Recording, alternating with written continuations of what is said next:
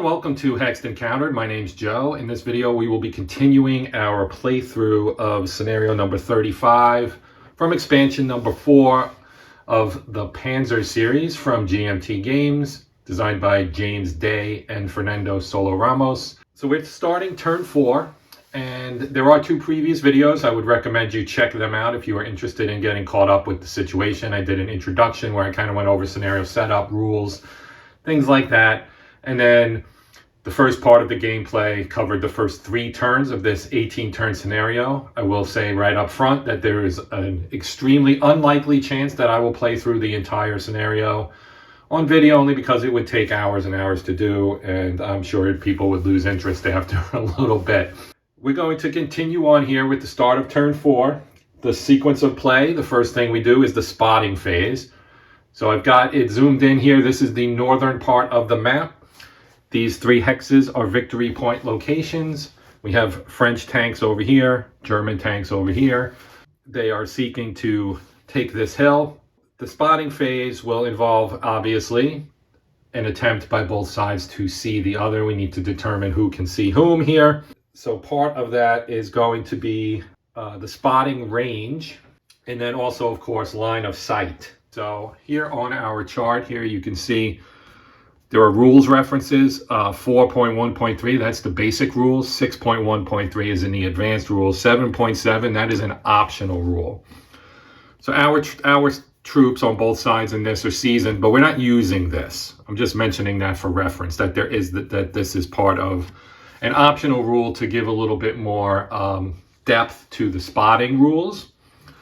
So this is what we're working with right here, right? So V is for vehicle, and then you have various levels, and you start at 0, right? And then you have adjustments. So for cover, 3 different types of cover, light, medium, and heavy. Those are covered here on the terrain. You can see this is the terrain chart. There's a cover column.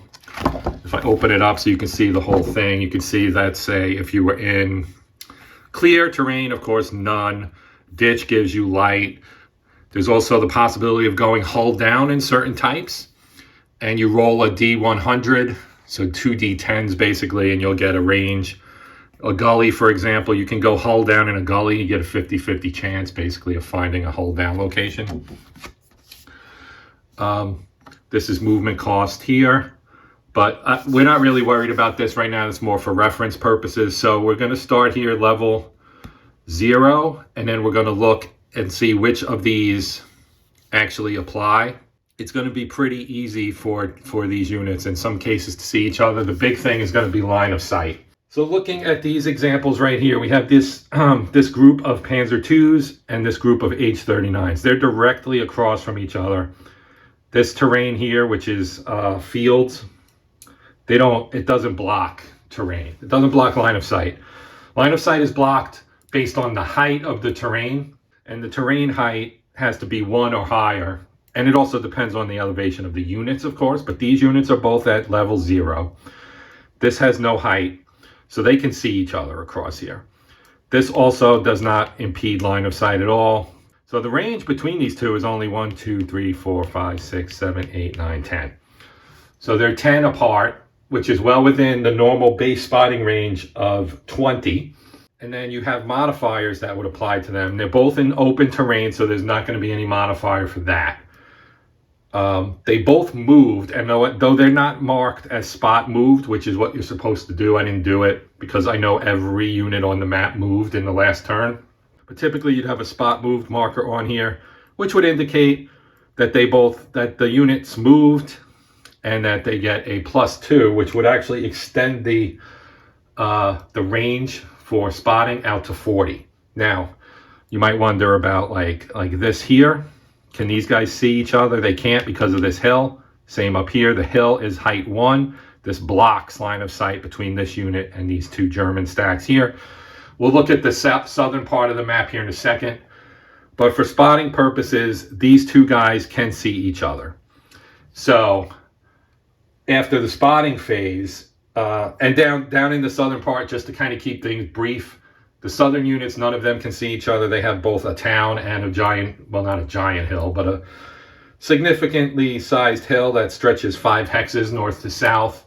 between them, so they cannot see each other. There is no spotting in the southern part of the map. And you'll see that in a second once we move on from spotting. But for spotting purposes, the only units that can see each other is this one and this one. These guys can see each other. So the next thing you want to do is you need to give your orders. You have the command phase.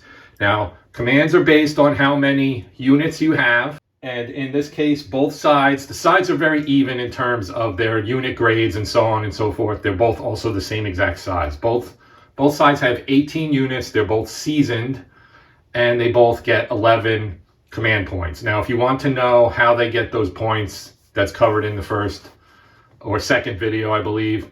So ideally, you've watched those, or at least part of those. The second video has bookmarks in it, so you can easily jump to various things to see, you know, how command points and all that stuff are determined. So as far as orders go, both sides will place orders on their units. Now the French are going to do a move, and this is a group command. They have 11 commands they can give. They have 18 units. So in theory, if all the units were spread out, you would not be able to give a command to all your units. However, they have a command range, which is 1. And so if they're sharing a hex or they're adjacent to each other, they can share an order. Now, sharing an order means they have to do the same exact thing and have to move to the same exact hex if they're moving together and so on. So there are limits to the usefulness of that, but it is a good way, since you never have as many commands as you have units. It's a good way to make sure that you can, you know, at least do something with most, if not all, of your units. So at this point, since we were basically maneuvering to get in position and try to get as close to the objectives, this is the northern objective. The southern objective is a town. We'll see that in a moment. So I'm putting a move order on my French unit there. The Germans are going to give this guy a fire order, which we have not yet seen. So this is going to be something new. And then these two will both get move orders. Okay, so now we'll shift the focus down to the southern part of the map. And here we have our southern units. All these guys are going to be pretty simple. They're all going to get a movement order. And that includes the Germans as well. They will also get a move order. Now, in a 2-player game, since I'm playing this solitaire with both hands, you would put the commands down as this. So it's hidden. So it would be like that, and then you would reveal it in the appropriate phase. So in the movement phase, you reveal the units you've given a move command to. In the combat phase, you would reveal the units you've given a fire order to, etc. Very straightforward. It gives some fog of war.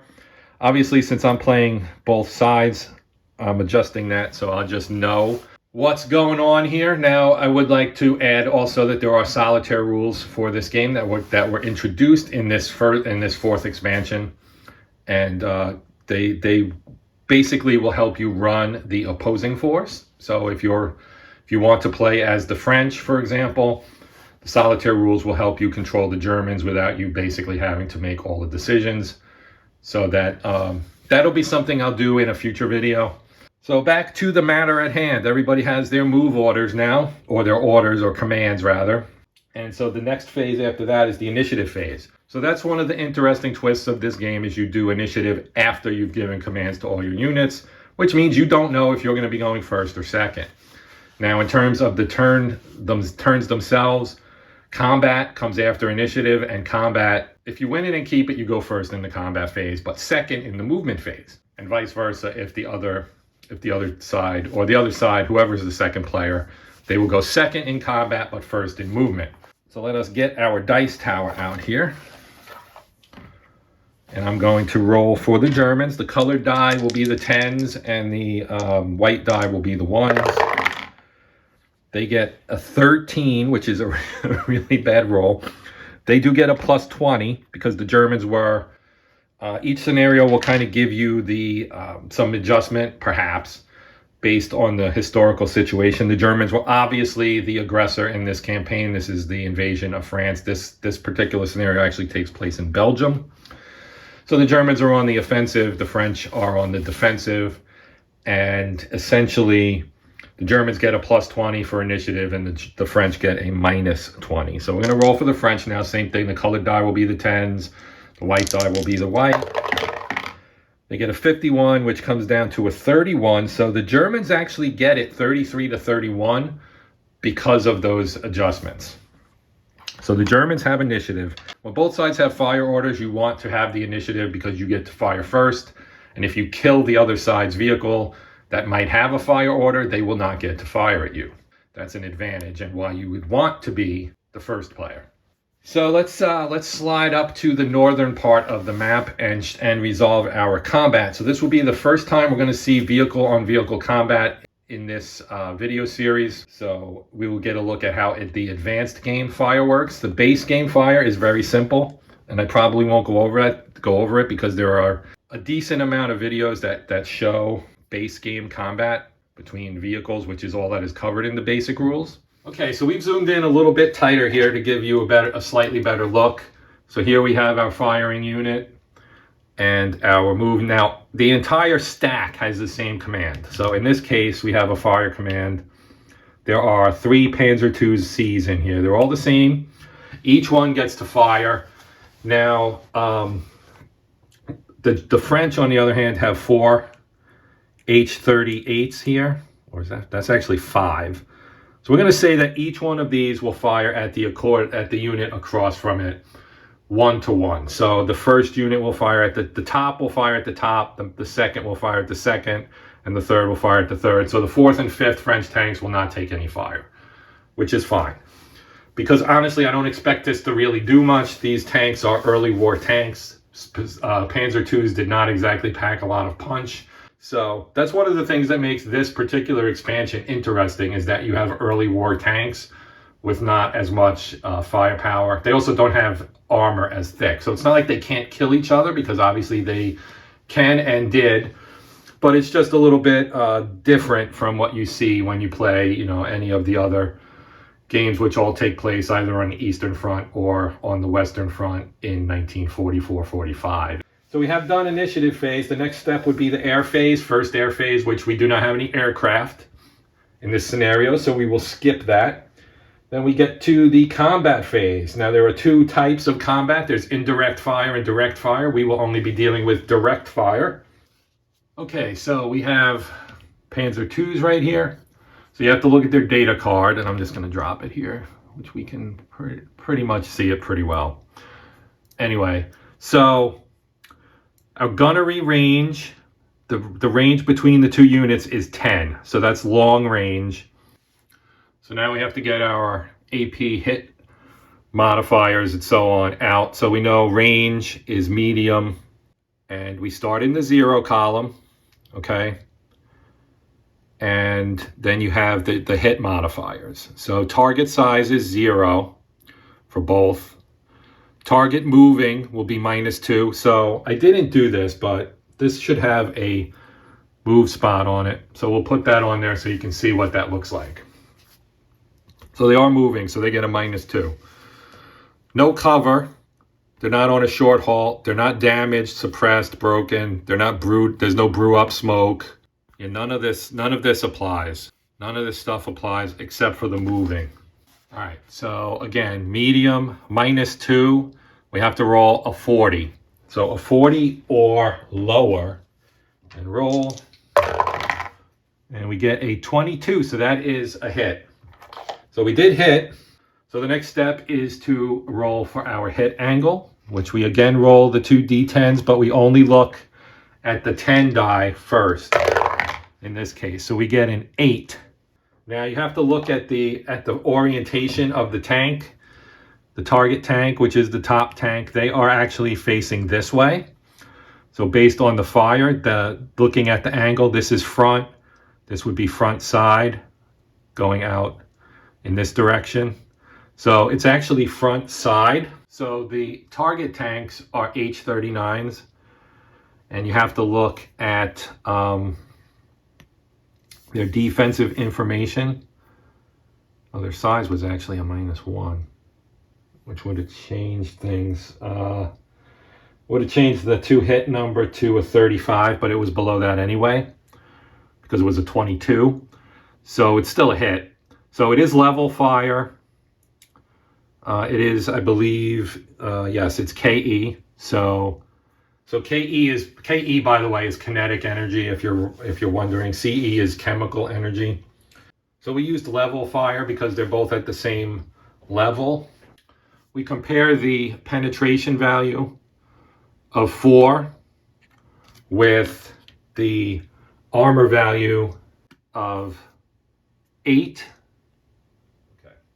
So basically the shot did not penetrate, which is why it probably wasn't worthwhile to give the fire order to that unit, because there is no situation where that 20 millimeter cannon is going to penetrate the armor on the H-39, because all of the H-39's armor factor, unless you hit it from the rear, from short or point blank range, that's the only way. You'd have to hit it in the rear from short or point blank range for the 20 millimeter cannon on a Panzer II to penetrate. So having said that, what I'm going to do is I'm not going to do the other two fires, because they're not going to penetrate. So it doesn't matter. I'm going to put a spot fire marker on there because they fired, and that will be the end of the combat. So when I get some combat with some of the bigger tanks, like these Panzer IVs, for example, which have a much bigger, more powerful gun. So you can see these are 4Ds, so they're not exactly the 4s of the late war, but they do have a 75 millimeter cannon, and so you can see that their penetration values 10, 9, 8, 7, 6 are definitely better than the Panzer IIs, or definitely the Panzer Is, or even the Panzer IIIs. The Panzer III, for example, is on the other side. Goes from 8 down to 4, depending on the range. So basically what you're always going to be looking at is the gunnery, the penetration value versus the armor value. And as you can see, this is the H-39, which is fairly decently armored. You can see that they range from 11 down to 5. If you go hull rear from the front or rear and hull rear, it would be a 5. Hull rear from the side would be a 6. So basically you really need to get in position to attack this tank, which is why later on when we get up on this hill area here, and let me fix these since I moved them, if I split my forces up, we have a lot of tanks here. There's 3, 6, 9, I think, and they have 5. So that's almost a 2-to-1 ratio. And if I bring the Panzer IVs around, I might have a shot. If we kind of approach them in a, like a pincer maybe, that would help a great deal as far as giving us an opportunity to maybe knock these guys out. Okay, so after the combat phase, we would go to the movement phase. Now everybody has a movement command. In the movement phase, the second player goes first. In this case, that is, of course, the French. So the French will get to go first. So we're going to move these guys. I'm just going to remove this for the moment. It's going to go back on here. So they are on a path still, but they're going to leave the path because they want to get to the hill. So their overland is 3. Now you get 160-degree rotation per hex moved into, so they can rotate this way. 1, 2, and then rotate up and go 3. And now they're here. And their move marker can stay on there. They're also going to have a move spot, even though they're now in a spot where nobody can actually see them. We'll leave it there for, the purposes of following the rules. And moving to the south, of course, we have our French down here as well. These are victory hexes, so they're going to move into our town here. So now we got to talk about the buildings. So these are wooden buildings. And if you move into the buildings, you can actually go inside the buildings. Then there's, chances for bad things to happen. But they're going to go 1. And then to move into a building hex, there are 2 ways you can do this, okay? So here's our terrain effects chart. So we're moving into a city or a town or village, whatever you want to call it, with buildings. The buildings are made of wood, okay? So they could go into a building, or they can just be in the alleys. So alleys provide light cover. The buildings also provide light cover.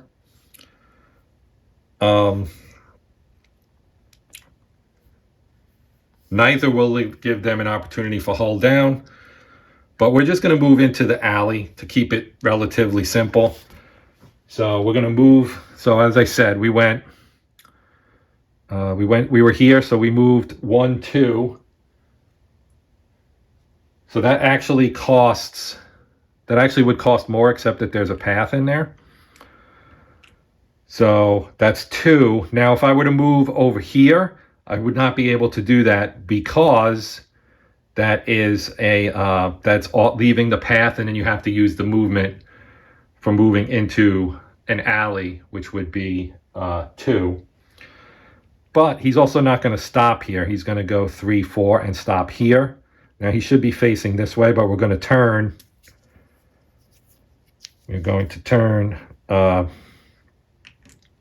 face this way. And he'll keep his move, and we'll put a spot move on there. Now the other ones will do the same thing. 1, 2. Actually, he was here. 1, 2. Then he can turn. He has to turn 2, so he's going to actually have to lose a movement for that. So that's 3, 4, 5. So he's going to go here, and then he can also turn and go that way. And I think that's right, but anyway.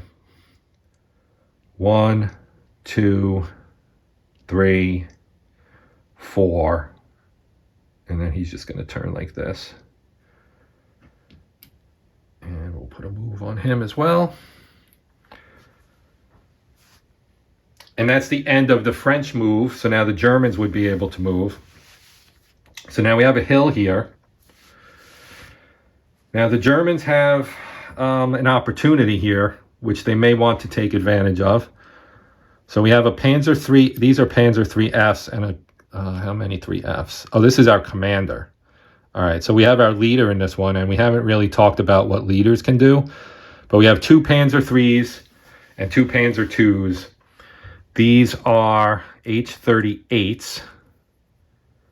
So if we look at our Panzer III, here's our Panzer III, we can see that if you get close enough, and so he can move 3, or 4 rather, 1, 2, 3.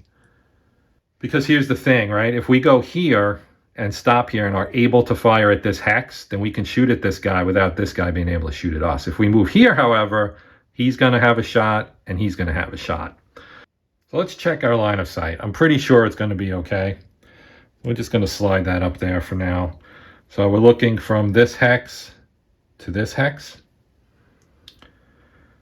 And if we go like that and like that, you can see it does not touch the brown, which means there is line of sight. Obviously, if you go to here, you can see it crosses the brown. It crosses the brown if you go there as well. So that means we're good. We are good to go for that idea of moving. Now, again, it's front armor. So we're going to go 1, 2, and stop right here. And now they'll be able to fire at this guy. We're not going to change our facing. They're still going to face this way, so, or this way if you prefer. So that's 1. Then we're going to move the southern unit, this guy right here. Now he's facing this way currently. This terrain type is scrub. If we look at scrub on our TEF here and go across to this column, you can see it costs 2 movement points to move there. And then this is rough. And rough costs 4. So what I wanted to do was kind of go here and then climb up to this. But I think we're going to have to adjust that. So I'm going to just go 1, 2. And then he can move here up onto the hill. Okay, because it's clear. So that's a 1. And we're going up in elevation which adds a +1. So he has a movement factor of 4. All of these tanks do. So from here we go 1, 2, 3, 4. Both of these guys will get moves. Whoops. We'll get spot moves on them to indicate that they moved. Now we'll move back to the north, move the last 2 German units, and then that would end this this turn, and we would go on to turn number 5. Okay, so pretty straightforward here. So again, we have a movement factor of 4. All the German tanks have a 4 across open terrain. Actually, we'll go 1, 2, 3, 4. Now these guys here, because they're not starting on the road, they can't use road movement or path movement. All right, so I'm going to go 1, 2, 3, 4. 1, 2, 3, 4. And then turn this way.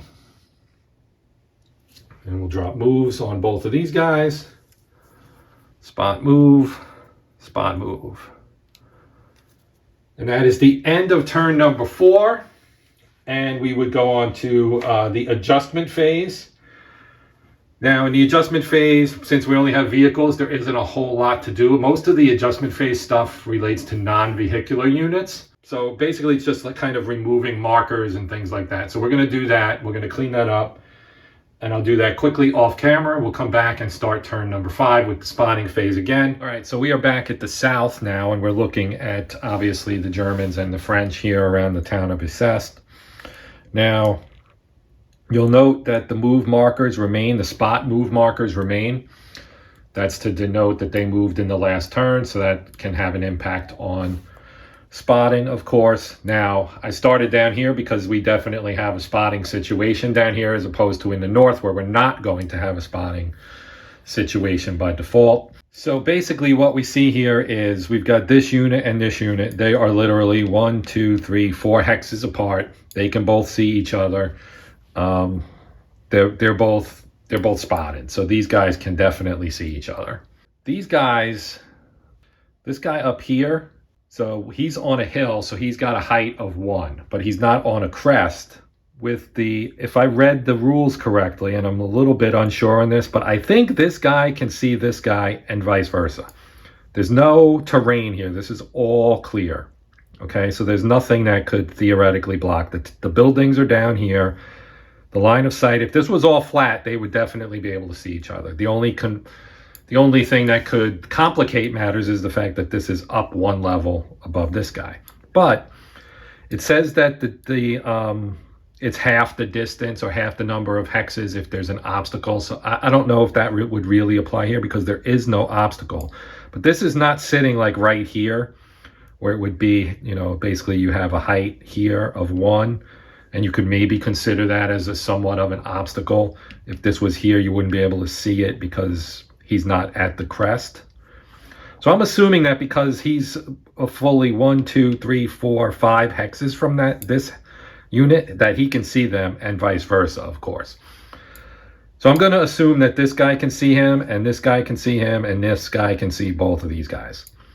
Now down here, it's different because down here, you've got two hexes of hill between this guy and the crest, and then you also have an equal height obstacle here in the building. So the buildings are a height of 1. The hill is also a height of 1.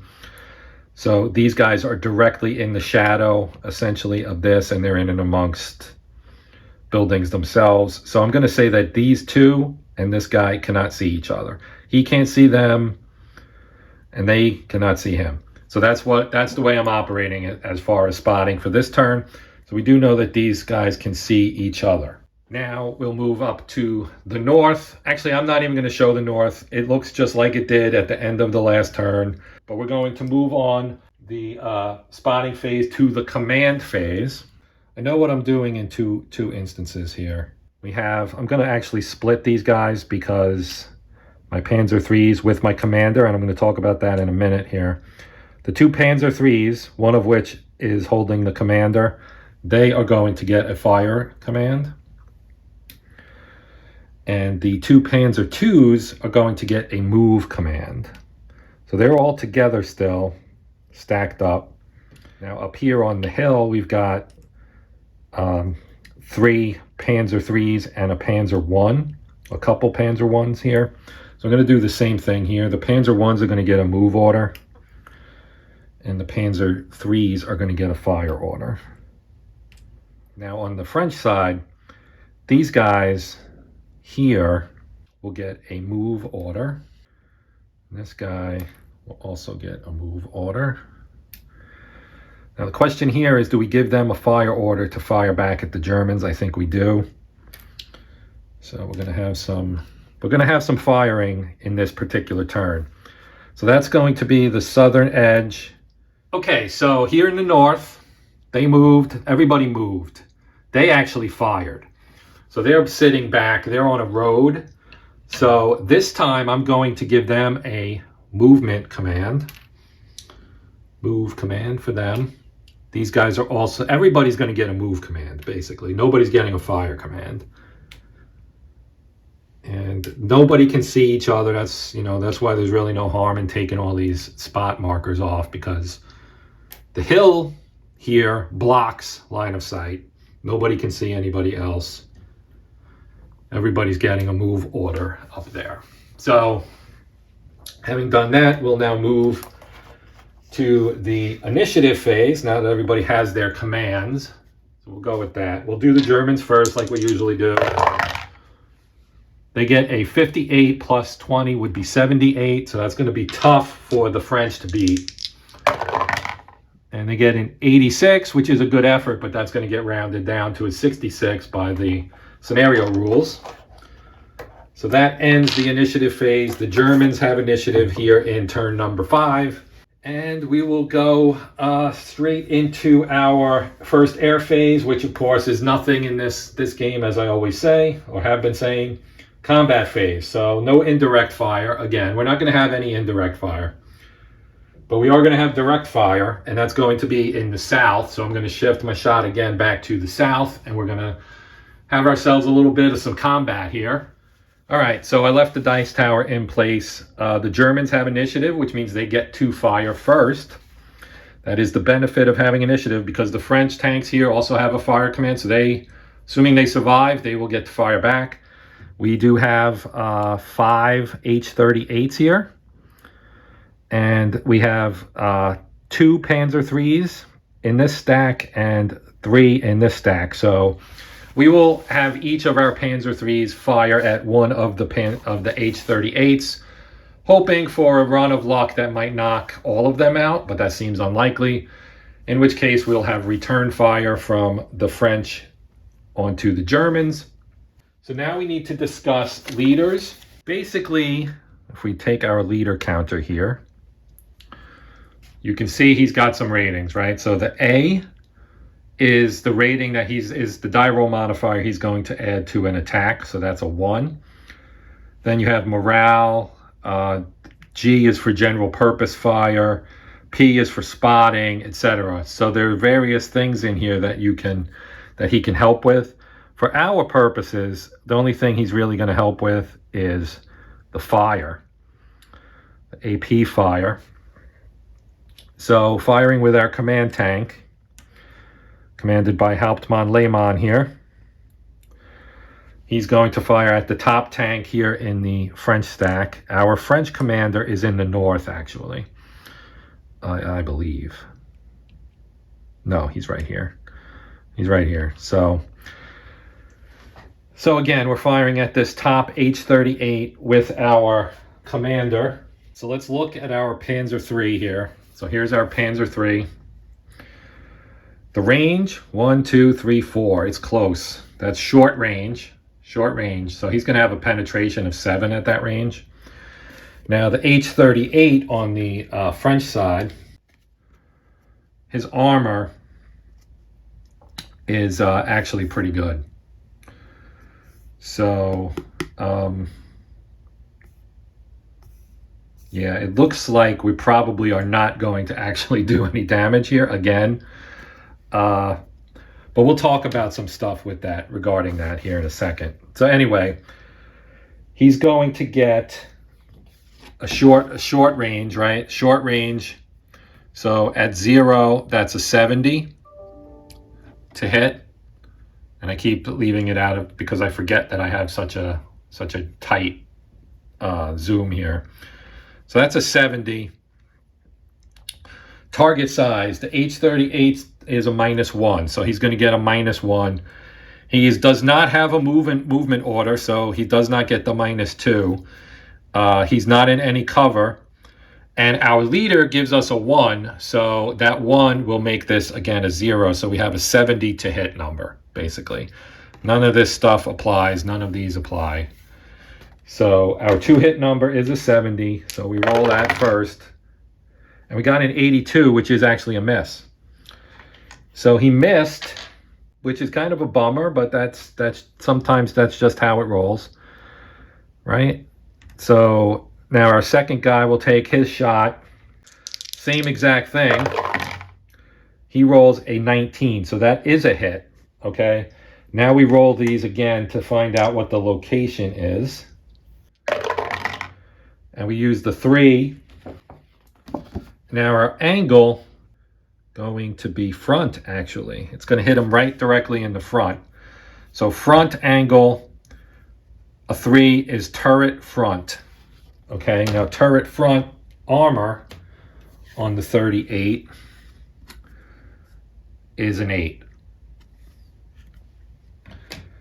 And the penetration number, as we already know, is a 7. All right, so we have an optional rule, right? We have this variable AP penetration rule. Our penetration is a 7, so it's going to be all the way down here at the bottom. So our max plus or minus is +2, and you can see the numbers here. 1 through 4 will subtract this number, and 5 and 6 do nothing. It's 0 in all the columns. 10 through 7 will add this number. So 7 actually gets us nothing. So we would need to roll a 10, a 9, or an 8. So you roll them both. So we're going to roll our 2 dice. And we get an 8. Well, that could be a 10 and a 1, which would actually offset each other. Let me roll that again because the 2 dice didn't go down together. So let's just do it that way. So we get a 1 and a 1, which would actually be a -2, which would make the penetration a 5. But let's just say we got a 9 and an 8 maybe, or a 7.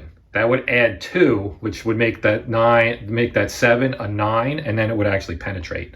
So let's do that. Let's use that method for the next. So what you're supposed to do is, so these 2 have fired and not successful. Like the first one was a miss. This one, the penetration ended up not being enough. So these guys are done.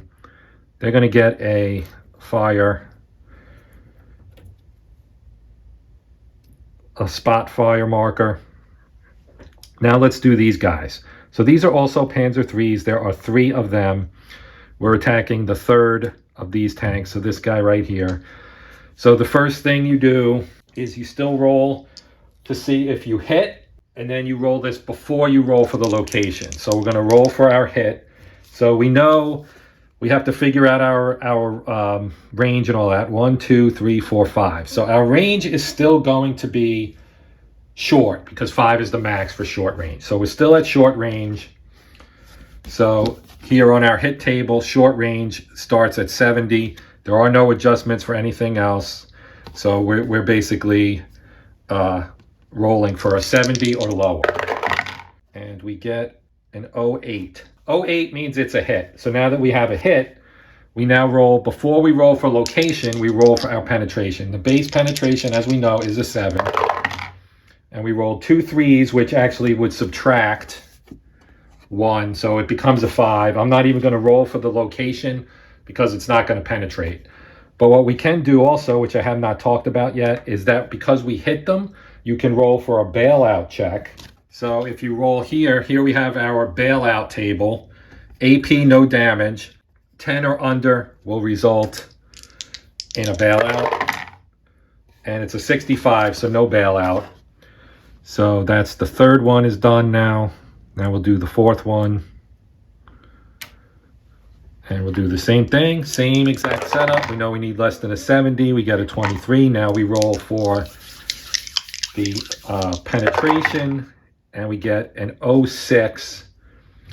So that is a 0 is a 10, and a 6 is no. So here. So in this case, 0 means 10. That adds 1, the 6 adds 0, so that is a +1. So now we do have penetration. We do have penetration, so now we roll for the hit location. And this one, you split the die roll read. So the 1 indicates, and again, this is going to be front armor, because it kind of fans out like this off these two vertices, because they're facing this way, makes it nice and easy. Boop, like that. So we know that this is front. So we're front. We're also actually, so fall, turret front, 8. Their penetration's an 8 because of the optional rule. So we know that it penetrated. Now I'm going to roll this one die, which I forget what the value was, and this will determine the result of the hit. And it's a 3. So here's our AP damage, 1 to 3, no damage. No damage. So they still have 1 left, 1 more attack to do.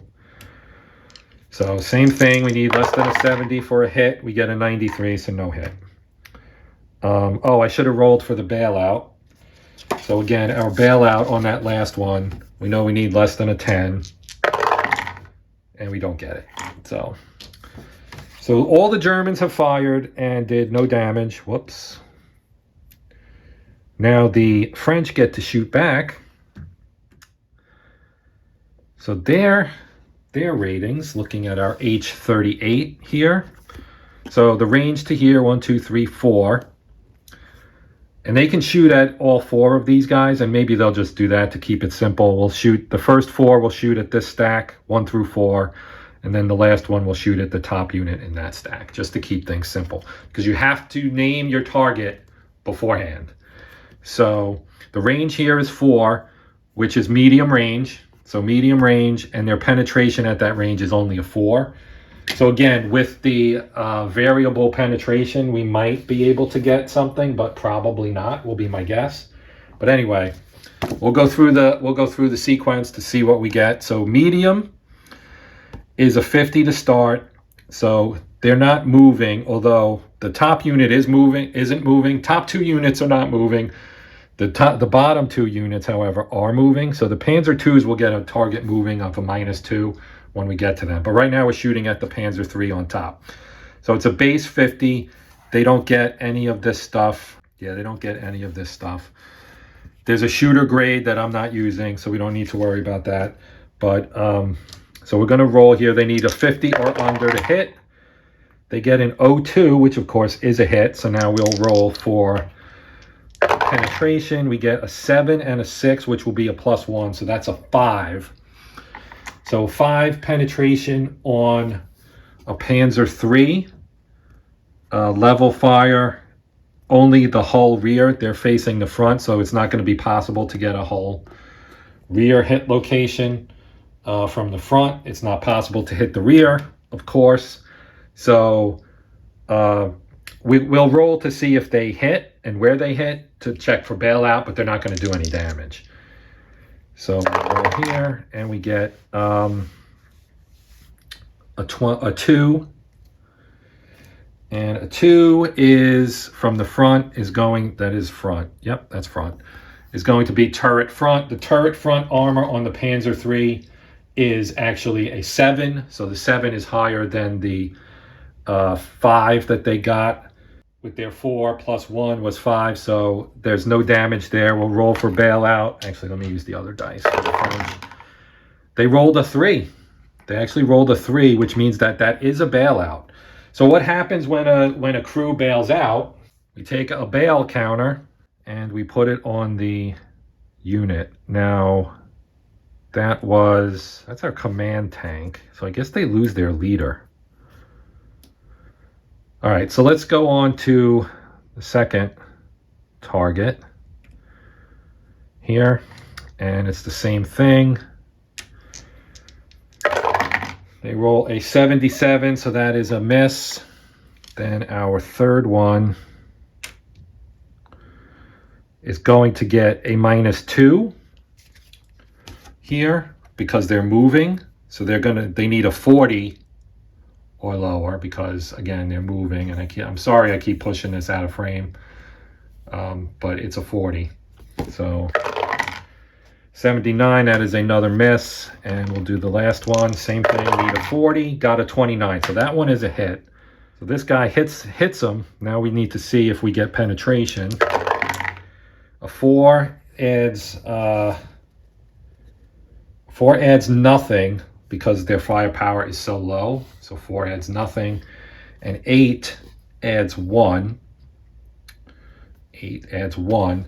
So they do get a +1. So that's going to bump their firepower up again to a 5. Panzer II armor is a 5. Or 4, actually. So they are going to hit. This is going to be a hit. So we're going to roll here. And we get a 7 for the location. So front 7 is hull front. They're not hull down, so they're in the. So that is a hull front hit. And then we roll on their damage, and a 7 is a knockout. So we have our first kill. So what happens then is you get a knockout counter, which is this guy right here. So this tank goes bye-bye, and I'm going to put it to the side so I'll remember to count it up for victory point purposes. And we now have a knockout. Now a brew up would actually give smoke, but it's impossible apparently to have a Panzer II brew up. It's blank, so they can't brew up. But they're knocked out. So the French, that was a pretty successful round there. Now they have one left to fire with, and that's this guy firing up here at the Panzer III up here. This one is going to be a range of 5. So again, with the H-38 at 5, that is actually going to be medium as well. And again, the penetration will be a 4. So the first thing we'll do is we'll roll. That tank is not moving.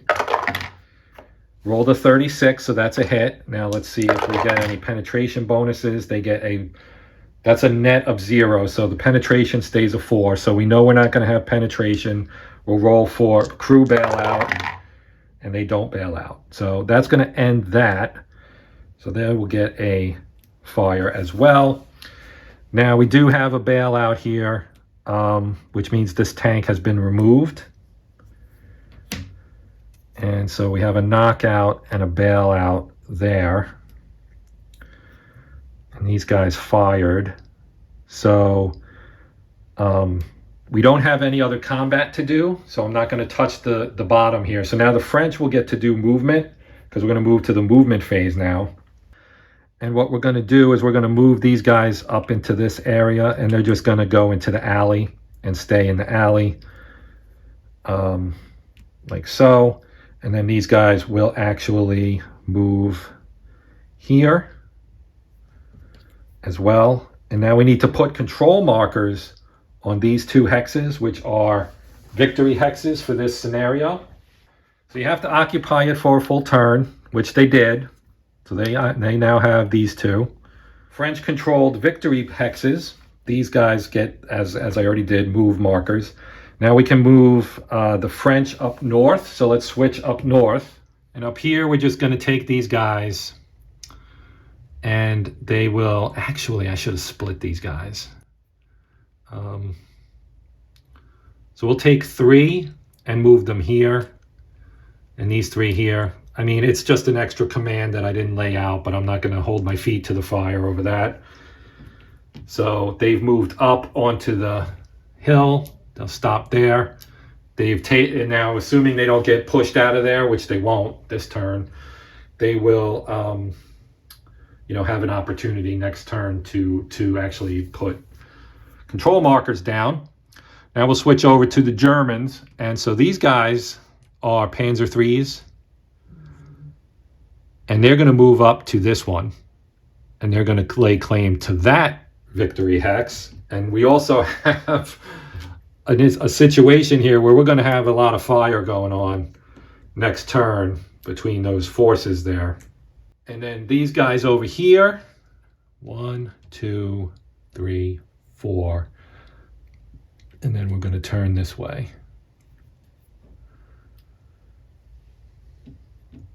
The idea being we want to get around behind these guys where we can put fire on them from their rear, which is where they're more vulnerable. These tanks are Panzer IVs. So they're our most powerful tanks. Now these guys can move 6 because of the path here. It starts on a road, which would give them 9, but they're not going to get that. 1, 2, 3, 4, 5, 6. So they could go here. Or they could go cross country, 1, 2, 3, 4, and end up here. So let's just do that. Now, which way are we pointing? We're facing this way. So we're just going to go here and stop.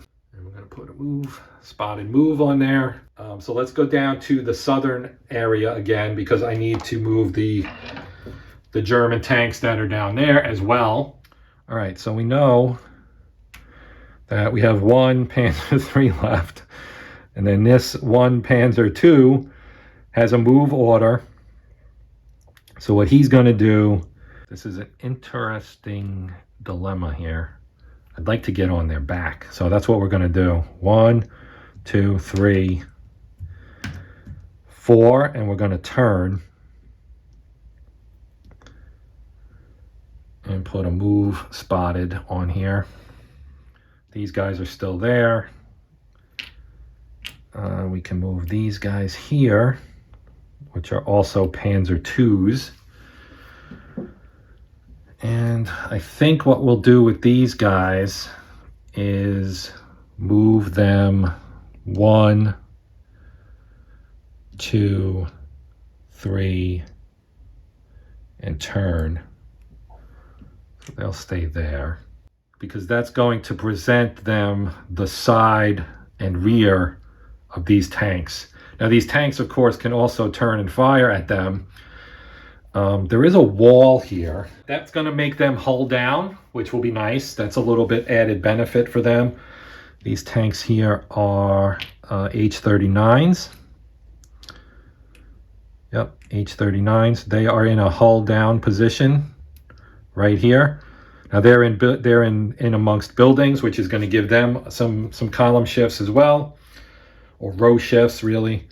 But yeah, I mean, I was telling myself at the beginning that I wasn't going to be all aggressive down here from the German side, and then I went ahead and I did it anyway, because I fell in love with the thought of doing this. Now, I will add a caveat. If I was playing this from the standpoint of playing it like competitively, and I was running the Germans or running the French, I would play it differently. So it's reset time, adjustment phase time. We're going to remove all of our command markers and reset for our next turn, which will be turn 6. And again, initiative will be big, because whichever side wins initiative will be able to fire first.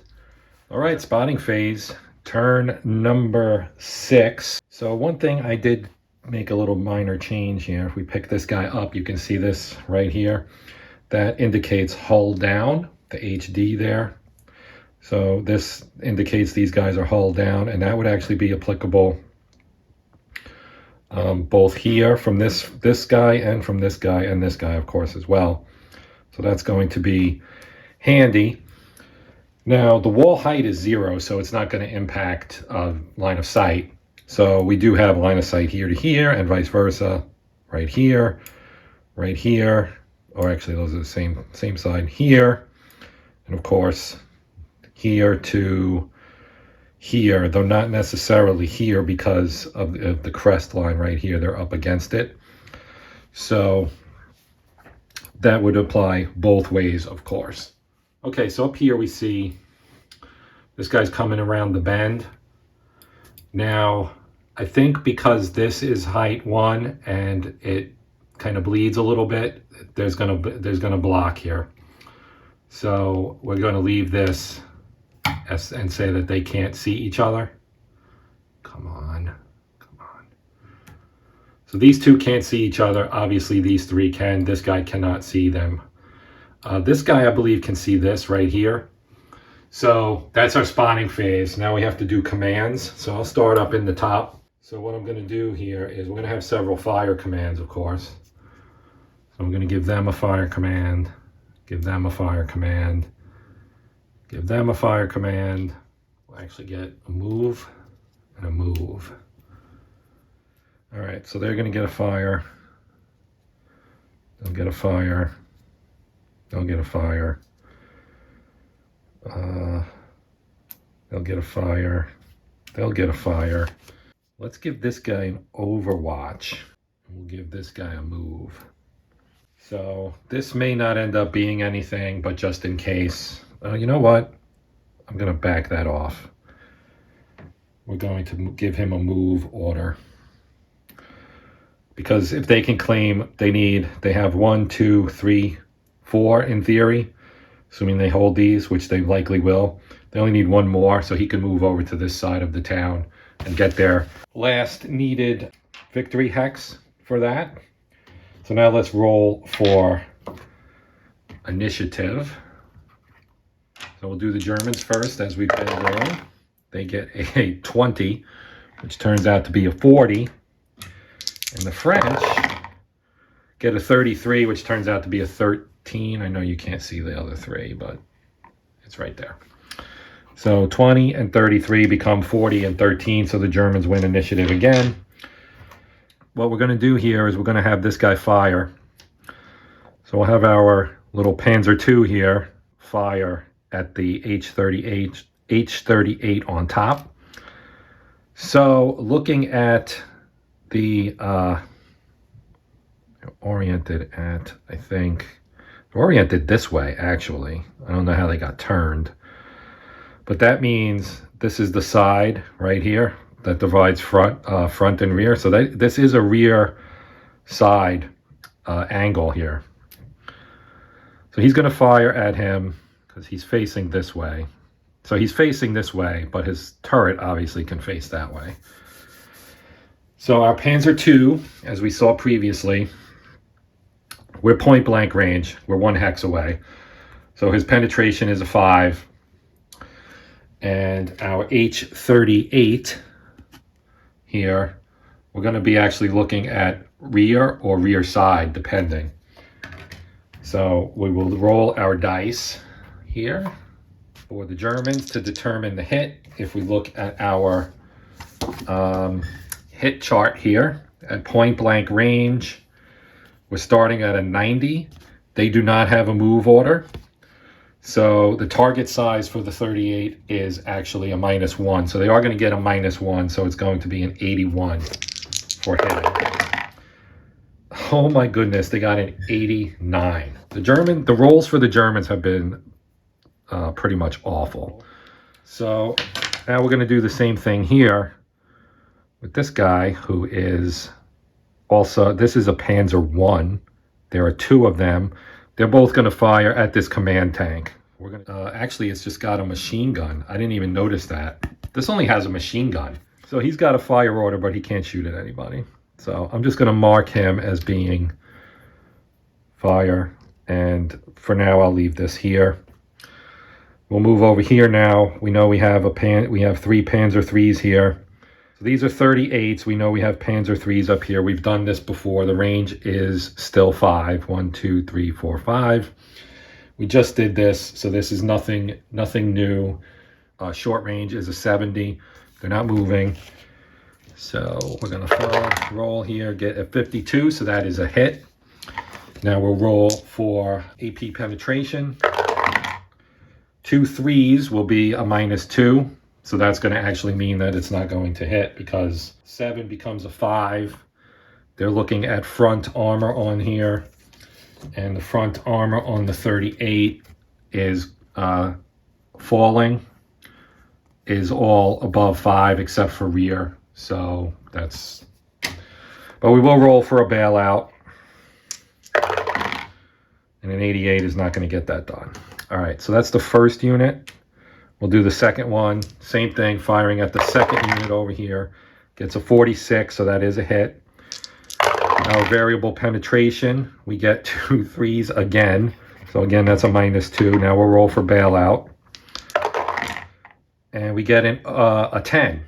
A 10 is a bailout number. So they do have to bail out one of these. So we'll put this over here. And then this guy goes away. And we put a bail there. I'm just going to put it on the bottom. And now we're down to our final Panzer III before we move up to the northern side. So same thing, we need less than a 70, we get a 27, so that's good. Now we need to roll for variable penetration, and we get a 5 and a 1. So the 5 is nothing, and the 1 is a -1. So again, that's going to result in no penetration, but we'll check for bailout and get a 95, which is nothing. So these guys are done. We did knock one tank out. Essentially, a bailout means the crew bailed. That tank is out of the fight. It kind of equates to being the same thing. So now we're going to move to the northern side. All right, so up here we've got this unit right here.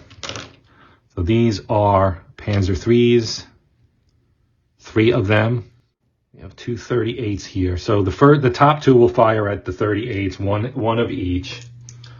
So we know they have a fire order, so they're not moving. So we're looking for less than a 70, and we get an 09, so that is a hit. Now we'll check for penetration and get a 7 and an 8, so that's a +2. So that means this is going to penetrate, because the +2 is going to, it's point blank range, so the base number is an 8, so that becomes a 10. So that becomes a 10, and on the H-38, so we get a 3. So this is turret side. Okay, so turret side level is actually going to be too high. It's going to be, we needed to hit like the hull, basically. Turret front or hull front, and we didn't. We hit the turret side, and that's an 11. So with his 2 bonus, it's a 10, so that does not penetrate. And we have to roll for bailout, and we got an 11, but that's not a bailout. So that's 1 down. We've got 2 more to go, so he's firing at the other H-38 there. 53 needs a hit. A 10 and a 5, that's a +1, so that's going to give them a 9 for penetration. So now we have to roll for location, and we get a 1. So that's turret front. Again, not a good number. And the 8 would be a knockout if it penetrated, but it's not going to. Oh, actually it is. Actually it is. Turret front is a 9. So the 9 matches the 9. If it's equal or less, then it's a success. And an 8 here on the H-38, an 8 is a knockout. So we did knock out one of these guys. So the second one here, got close quarters here. This guy has been knocked out. So I'm going to put a knockout on there. And that is the second of the Germans here. Now the third one's shooting at the top 39 here. So same thing, we need a 70 or less and got an 89, so that's nothing. So that one missed. That's the end of the German fire phase. Okay, so now these 3 will fire at these guys. They're all going to fire at these guys. So since it's 3 and 3, that makes it easy. They'll match up. So top against top, second against second, and so on. So now our H-39s, we'll do them first. Point blank range, their penetration is an 8. The angle is front. And they got a 67. At point blank range, you needed a 90, so they did get that, of course. So, yeah, and it was a 90 for them, too. I don't know what the heck I was saying with a 70. So that's a hit. Now we'll do our variable penetration. We get a 6, which is nothing, and a 3, which is a -1. So that's going to make the penetration a 7. So now let's check the location. And it's a 4. They're shooting at the front. 1 to 4 is turret front. The turret front armor on a Panzer III is a 7. And they have a 7, so that is penetration. So that is a, then the second number is a 5, and on a Panzer III, a 5 is damage.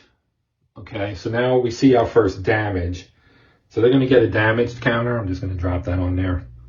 So there is an optional rule for turret or hull damage, because when you get a damaged marker, it affects both your combat and movement, and that's in your basic and advanced game. If you do apply the optional rule, if you get hit in the turret, it's turret damage, which affects your ability to shoot, but you can still move normally, and vice versa if you get a hull damage.